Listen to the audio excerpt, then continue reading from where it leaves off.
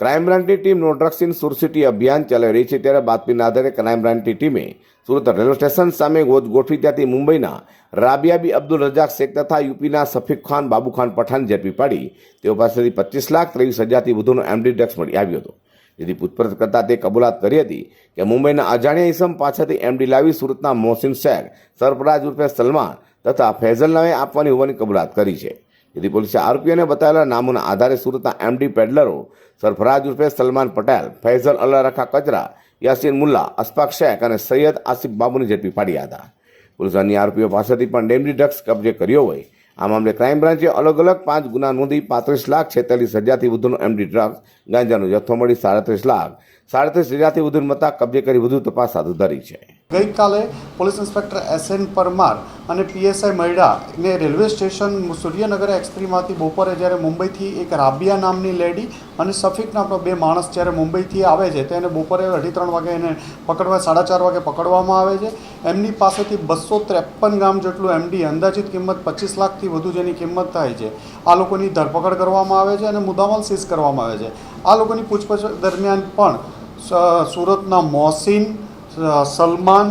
અને ફૈઝલ શેખ આ લોકોના નામ તપાસ દરમિયાન આવ્યા અને જે 1 માસથી સુરતની ટીમ અલગ અલગ ટીમો લાગેલી હતી, પોલીસ ઇન્સ્પેક્ટરોની ટીમો, એમને પણ આ નામની માહિતગાર હોય તરત અલગ અલગ જગ્યાએ રેડો ચાલુ કરવામાં આવી, જેમાં સરફરાજ ઉર્ફે સલમાન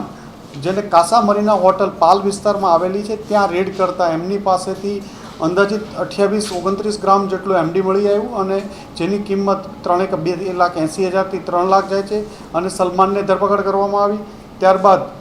પોલીસ ઇન્સ્પેક્ટર જૈન ગોસ્વામી અને એમની ટીમે રાંદેર વિસ્તારમાં રામા રેસિડેન્સી પાસે એક રેડ કરવામાં આવી, જેમાં આરોપી ફૈઝલ શેખ અને એની સાથે યાસીન બબુલ મુલ્લા આ બેની ધરપકડ કરવામાં આવી, જેમની પાસેથી પણ અંદાજિત 31થી 32 ગ્રામ જેટલો એમડીનો જથ્થો મળી આવ્યો। ત્રીજી રેડ મોહસિન શેખ નામના એક કિસમનું નામ અમની તપાસ દરમિયાન આવેલો હતો। આ મોહસિન શેખ એક જગ્યાએ છુપાયેલો છે બુદરપુરામાં અશફાક મોહમ્મદ યુસુફના ઘરે। એ તપાસ કરતાં મોહમ્મદ અશફાક 5મા માળેથી કૂદીને ભાગવા જતાં 4થા માળે પડ્યો અને એના પગમાં વાગતા તરત ક્રાઇમ બ્રાન્ચની ટીમે એને અઠવાલા સિવિલ હોસ્પિટલ લઈ ગઈ અને ત્યાં એની સર્ચ કરતાં ડૉક્ટરોની સામે એની પાસેથી 15-20 ગ્રામ જેટલું એમડી એમની પાસેથી મળેલું, જે બાબતે અઠવા પોલીસ સ્ટેશનમાં રેડ દાખલ ગુનો કરવામાં આવ્યો। તદુપરાંત આ જ રેડો દાખતી હતી ત્યારે એક સૈયદ આસિફ ઉર્ફે બાબુ હૈદર કાળુ નામનો માણસ પણ મુદ્દામાલ લઈ રિક્ષામાં નીકળે છે નાનપુરા શ્રુતિ હોસ્પિટલ પાસેથી, જે આધારે પોલીસ ઇન્સ્પેક્ટર કે મોદી સાહેબની ટીમે રેડ કરી અને એમને પણ અંદાજિત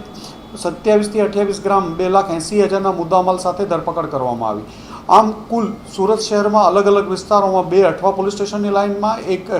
એક પાલ પોલીસ સ્ટેશનમાં, એક રાંદેર પોલીસ સ્ટેશનમાં અને એક ડીસીબીમાં કુલ અલગ અલગ 5 ગુનાઓ નોંધવામાં આવ્યા, જેમાં 7 આરોપીની ધરપકડ કરવામાં આવી।